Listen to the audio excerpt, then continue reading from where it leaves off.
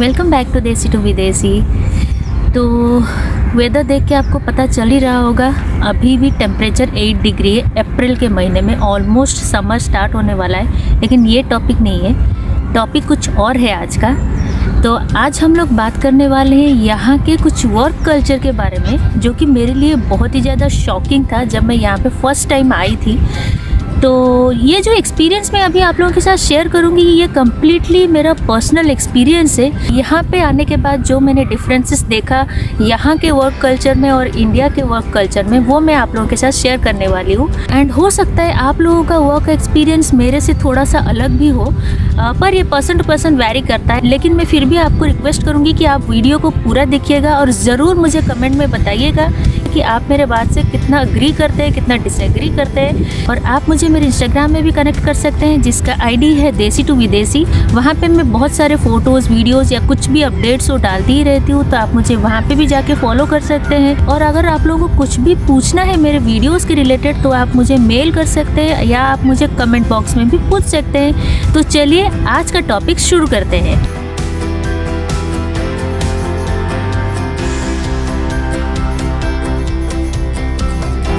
तो यहाँ के वर्किंग कल्चर में जो बेस्ट पार्ट मुझे लगता है वो है जेंडर इक्वालिटी, या आप इक्वालिटी भी बोल सकते हैं। यहाँ पे ये लड़का है ये वो काम करेगा, लड़की है वो काम करेगी, ये सारा चीज़ आपको देखने को नहीं मिलेगा। और इसका जो सबसे बेस्ट एग्जांपल है वो है ये कि यहाँ पे किंडरगार्टन में आपको लड़के मिल जाएंगे बच्चों का टेक केयर करते हुए, जो कि मैंने इंडिया में कभी ये एक्सपीरियंस नहीं किया है कि डे केयर में लड़के जॉब कर रहे हैं, बच्चों का टेक केयर कर रहे हैं, फूडिंग, डायपर चेंजिंग, ये सारा चीज़ कर रहे हैं। लेकिन ये मेरे लिए बहुत ही ज़्यादा सरप्राइजिंग था, शॉकिंग था कि यहाँ पे डे केयर में लड़के भी जॉब करते हैं। दूसरा शॉकिंग एंड सरप्राइजिंग चीज़ था मेरे लिए ये कि यहाँ पे ट्रक्स, बसेस, ये सब ड्राइव करते हुए आपको लड़कियाँ भी मिल जाती है, क्योंकि हमारे यहाँ पे नॉर्मली मैंने कभी भी नहीं देखा। आज का सिचुएशन नहीं बता सकती हूँ, आज हो सकता है इंडिया में लड़कियाँ बसेस वगैरह ड्राइव करती होंगी, जो पब्लिक ट्रांसपोर्ट वगैरह है, लेकिन मैंने इंडिया में ये वाला चीज़ कभी एक्सपीरियंस नहीं किया कि कोई पब्लिक ट्रांसपोर्ट लड़की ड्राइव कर रही है या ट्रक लड़की ड्राइव कर रही है। नॉर्मली हम लोगों के बीच में ना वो ट्रस्ट फैक्टर होता नहीं है कि लड़कियां बसेस, ट्रक्स या कोई हेवी व्हीकल ड्राइव भी कर सकती हैं। कार तक तो ठीक है, लोग फिर भी ये बोल देते, आप चाहे जितना भी एफिशिएंट हो लोग बोल ही देते। अगर गलती सामने वाले का हो और लड़की ड्राइव कर रही है तो लोग बोलेंगे नहीं यार लड़की है तो इसी का ही गलती होगा, लड़कियां ऐसे ही ड्राइव करती हैं, उनको कुछ सेंस नहीं होता है। बहुत सारा चीज़ ये सुनने को भी मिल जाता है। तो लेकिन यहाँ पे ये चीज़ बिल्कुल भी नहीं है, यहाँ पे लोग बहुत ज़्यादा ट्रस्ट करते हैं। एक चीज़ यहाँ पे जो पूरा वर्किंग कल्चर के साथ चलता है वो है ट्रस्ट फैक्टर। और एक की फैक्टर ये भी है कि अगर आप एक जॉब के लिए एफिशिएंट हो तो आप चाहे लड़का हो या लड़की, उससे कोई फ़र्क नहीं पड़ता है, आप कुछ भी जॉब कर सकते हो। तो कि यहाँ पे किसी भी एक जॉब को एक रैंक के हिसाब से नहीं जज किया जाता है, या किसी भी एक पर्सन को अपने जॉब के हिसाब से नहीं रैंक किया जाता है। Every job and every person has their equal right and equal respect. तो ऐसा कोई जॉब यहाँ पे छोटा बड़ा ये लोग नहीं मानते। पे आपको रिच एंड पुअर कल्चर ये देखने के लिए नहीं मिलता। यहाँ पे आपको आपके जॉब के हिसाब से डिस्क्रिमिनेशन नहीं फेस करना पड़ता है। आप बेस्ट एग्जांपल ये समझिए कि आप अगर किसी कंपनी में सीईओ भी है, आपका बच्चा जिस स्कूल में पढ़ने जाता है, एक टैक्सी ड्राइवर का बच्चा भी उसी स्कूल में पढ़ने जाता है, या आपका जो मेंटेनेंस वाले होते हैं उसका बच्चा भी उसी स्कूल में पढ़ने जाता है। तो मतलब इक्वल कल्चर यहाँ पे बहुत ज़्यादा मेंटेन किया जाता है। और हमारे यहाँ पे ये देखने के लिए मिलता है कि अगर आपके पास पैसा है, चाहे आपके पास एजुकेशन हो या ना हो, आप उस चीज़ के लिए हकदार हो या ना हो, पर आपको वो चीज़ मिल जाता है। लेकिन अगर किसी के पास पैसे नहीं है, कोई अफोर्ड नहीं कर पा रहा है अच्छा एजुकेशन या अच्छा चीज़, तो उसको नहीं मिलता है। और एक जो यहाँ पे बहुत ही ज़्यादा इंटरेस्टिंग पार्ट है ये कि यहाँ का जो वर्किंग कल्चर है वो बॉसी कल्चर नहीं है। नॉर्मली आप लोगों को पता ही है कि हमारे यहाँ पे प्राइवेट सेक्टर या गवर्नमेंट सेक्टर के बारे में मैं नहीं बोल सकती, जो हमारा आईटी सेक्टर है वो पता है आप लोगों को कि कितना बॉसी कल्चर वहाँ पे चलता है। आपको बॉस को खुश करना है, मतलब आप ओवर टाइम कर लो या उसके बाद में आप हाँ जी कर लो, शायद वो गलत भी हो सकता है, आप उनको करेक्ट नहीं कर सकते हो क्योंकि बॉस इज़ ऑलवेज राइट। लेकिन यहाँ पे ये चीज़ नहीं है। अगर आप एक वर्किंग एनवायरनमेंट में 10 जन काम कर रहे हो इंक्लूडिंग योर बॉस, आपके बीच में एक फ्रेंडली एनवायरनमेंट क्रिएट किया जाता है। आपको एक इक्वल चांस मिलता है अपना पॉइंट ऑफ व्यू रखने के लिए in front of your boss. अगर आप सही हो तो आपकी बात को सुना भी जाता है, माना भी जाता है। और एक चीज़ भी यहाँ पे ये ध्यान रखा जाता है कि आप अपने काम को एंजॉय करो, और इंसान अपने काम को उस टाइम ही एंजॉय करता है जब एक फ्रेंडली एनवायरनमेंट होता है। और ये लोग इसके ऊपर वर्क भी करते हैं कि आपके बॉस के बीच में और बाकी सारे कुलीग्स के बीच में कैसे एक फ्रेंडली एनवायरनमेंट क्रिएट हो।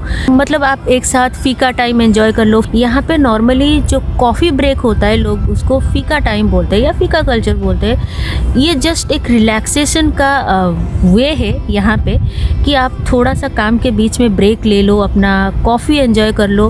क्योंकि स्वीडन एक कॉफ़ी लवर कंट्री है, यहाँ पे लोग बहुत ज़्यादा कॉफ़ी कंज्यूम करते हैं। तो आप अपना काम के बीच में सारे कुलीग्स जो है एक ब्रेक लेके अपना कॉफ़ी टाइम एंजॉय कर लो, कुछ बातें कर लो, थोड़ा सा काम का स्ट्रेस कम कर लो।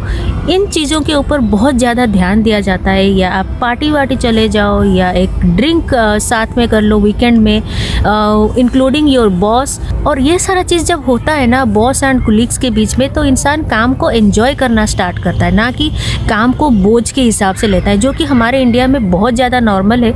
आपको पता ही है हम लोग को प्राइवेट सेक्टर में कितना काम का स्ट्रेस रहता है। मतलब आप वीकेंड में भी काम करते रहते हो, रात भर काम करते रहते हो, और उसके बाद भी आपको वो आउटपुट अगर नहीं मिलता है तो कितना ज़्यादा डिप्रेशन होता है, वो सारा चीज़ हमको पता है। यहाँ पे ये चीज़ नहीं देखने को मिलता है। यहाँ पे जो कल्चर है वो है ये कि आप काम को एंजॉय करो, ना कि आप काम को एक मशीन के हिसाब से करते रहो। तो ये जो चीज़ है बहुत ही ज़्यादा बेस्ट पार्ट है लाइफ में।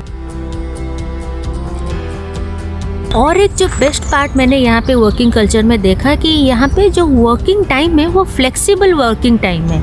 मतलब आपको वीकली 40 आवर्स काम करना है, तो पर डे समझ लीजिए आपको 8 घंटा काम करना है। तो आप चाहे 7 से 3 बजे तक कर लीजिए या 8 से 4 बजे तक कर लीजिए, इससे कोई फ़र्क नहीं पड़ता है। और एक चीज़ यहाँ पे वर्किंग कल्चर में देखने को लिए मिलता है जो होता है वर्क लाइफ बैलेंस। मतलब आप अपने पर्सनल लाइफ को भी उतना ही टाइम दो जितना अपने वर्क लाइफ को टाइम दे रहे हो। आप ये समझ लीजिए कि आप 7 से 3 बजे तक जॉब कर रहे हो, उसके बाद जो टाइम है वो आपका पर्सनल टाइम है। उसके बीच में आपको कोई फोर्स नहीं कर सकता कि आप जाके ऑफिस का काम करो या ओवर टाइम करो या वीकेंड में जॉब करने के लिए कोई फोर्स नहीं करता है। हाँ, अगर कभी कभार आपके पास कुछ प्रोजेक्ट है तो चल जाता है, लेकिन ये नॉर्मल जो हम लोगों को इंडिया में मिलता है कि नहीं यार, अगर काम है तो ख़त्म करना है, ऑफिस में देर रात तक रहो या लेट नाइट काम करो घर पे आके, या वीकेंड में भी आप लग जाते हो काम करने के लिए क्योंकि मुझे टारगेट फिनिश करना है। ये सारा चीज़ यहाँ पे नहीं है। वीकेंड मतलब वीकेंड और वीकडेज मतलब वीकडेज। काम आपको इतने टाइम के अंदर करना है, मतलब इतने टाइम के अंदर करना है। अगर वो फिनिश नहीं हुआ है तो आप नेक्स्ट डे कर लो, लेकिन काम को एंजॉय करो, ना कि अपने ऊपर इतना भारी कर लो कि आप बीमार पड़ जाओ या आपका कुछ ऐसा मेंटल इशू हो जाए कि जिस चीज़ को यहाँ का सोसाइटी एक्सेप्ट नहीं कर पाए। ऑफिस का काम ऑफिस में, घर का काम घर में। और ये एक बेस्ट पार्ट है क्योंकि आप ऑफिस में वर्क कर रहे हो, फ्रेंडली एनवायरनमेंट है, आप क्वालिटी वर्क वहाँ पे सर्व कर रहे हो, और घर पे आने के बाद भी अपने फैमिली के साथ क्वालिटी टाइम स्पेंड कर रहे हो, आपको वर्क का स्ट्रेस नहीं है। तो ये चीज़ मुझे कभी इंडिया में देखने के लिए नहीं मिला है। यहाँ पे ईयरली बेसिस में आपको 25 डेज़ का पेड वैकेशंस मिलता है। और इसमें इंटरेस्टिंग फैक्ट ये है कि ये वैकेशन आपको लेना है, मतलब लेना है। उसके अलावा सिक लीव है, बाकी सारे लीव्स है, लेकिन ये इस वैकेशन के बारे में मैं इसलिए बोल रही हूँ कि अगर ये लीव आप अपने वर्किंग पीरियड्स में नहीं लेते हो तो यहाँ के सोसाइटी के हिसाब से आप अपने वर्क को एंजॉय नहीं कर रहे हो, आप जॉब का स्ट्रेस बहुत ले रहे हो, तो वो आपको डिपोर्ट कर देते हैं। और ऐसा एक न्यूज़ आया भी था कुछ सालों पहले। एक फैमिली यहाँ पे आया था जो उनको शायद पता नहीं था या कुछ, क्योंकि उन्होंने अपने जॉब कैरियर में छुट्टियाँ नहीं लिया था तो उनको डिपोर्ट कर दिया गया था कि आप यहाँ के जो स्वीडिश जॉब कल्चर है उसके लिए एलिजिबल नहीं हो, आप अपने जॉब को एंजॉय नहीं कर रहे हो, तो इसलिए हम आपको डिपोर्ट कर रहे हैं। अब आप उसको इस हिसाब से सोचिए कि अगर इंडिया में कोई जॉब कर रहा है और अपना लीव्स नहीं ले रहा है तो मतलब वो best employ of the year हो जाए। यहाँ पे मतलब आप सोचिए, यहाँ पे फोर्स किया जाता है कि आप छुट्टियाँ लो, लाइफ एंजॉय करो, लाइफ आपको एक ही बार मिला है। यहाँ पे जो पेरेंटल लीव है वो होता है 480 डेज का, और ये हस्बैंड वाइफ दोनों को मिलता है। और ये जो पेरेंटल लीव है वो भी आपका पेड रहता है, और मिनिमम आपके हस्बैंड को 90 डेज का लेना ही है, उसके बाद आप अपने हिसाब से ले सकते हो। और ये तो हो गया पेरेंटल लीव। अगर आपका बच्चा 12 साल से कम एज का है और किसी भी रीजन से वो बीमार है, आप छुट्टी लेना चाहते हो, तो आप अपने बच्चे के लिए भी सिक लीव ले सकते हो, और वहाँ पे भी आपको कंपनसेशन मिलता है स्वीडिश सोशल एजेंसी से। और अगर हेल्थ इंश्योरेंस के ऊपर आते हैं तो आपको पता ही है यहाँ का जो हेल्थ केयर सिस्टम है, आपके टैक्स के अंडर ही वो सारा चीज़ मैनेज किया जाता है। और साथ ही साथ आपकी कंपनी के तरफ से आपको प्राइवेट हेल्थ इंश्योरेंस भी मिलता है। इसके साथ आपको मिलता है कंपनी के तरफ से वेलनेस अलाउंसेस, जो कि होता है ईयरली बेसिस में 5000 ऐसी के, और जिसका फ़ायदा आप gym, massage, sports activities, dance classes, जिसमें भी आपका रुचि हो उसका बेनिफिट उठा सकते हैं। और last but not the least, यहाँ पे जब आप एक नई कंपनी में जॉब ज्वाइन करते हो या जॉब स्विच करते हो, कंपनी के तरफ से आपको एक आईफोन भी मिलता है। अब इतना तक आपने वीडियो मेरा देख ही लिया है, मुझको झेल लिया है, थोड़ा सा भी आपको वीडियो अच्छा लगा होगा और अभी तक आपने मेरे चैनल को सब्सक्राइब नहीं किया है तो जल्दी जाके कर लीजिए और बेल आइकॉन में ऑल सिलेक्ट कर लीजिएगा। तो आप मुझे बताइएगा आज का वीडियो आप लोगों को कैसा लगा, कौन सा पॉइंट आपको बहुत ज़्यादा अच्छा लगा, कौन सा पॉइंट थोड़ा सा आपको शॉकिंग लगा, सब बताइएगा मुझे कमेंट सेक्शन में। अगर वीडियो अच्छा लगा तो प्लीज़ लाइक कीजिएगा, शेयर कीजिएगा अपने फ्रेंड्स एंड फैमिलीज़ के साथ, और मैं मिलती हूँ आपको नेक्स्ट वीडियो में कुछ और नए फनी, इंटरेस्टिंग और सरप्राइजिंग फैक्ट के साथ। तब तक के लिए कीप वॉचिंग एंड लविंग देसी टू विदेशी, एंड थैंक्स फॉर वॉचिंग।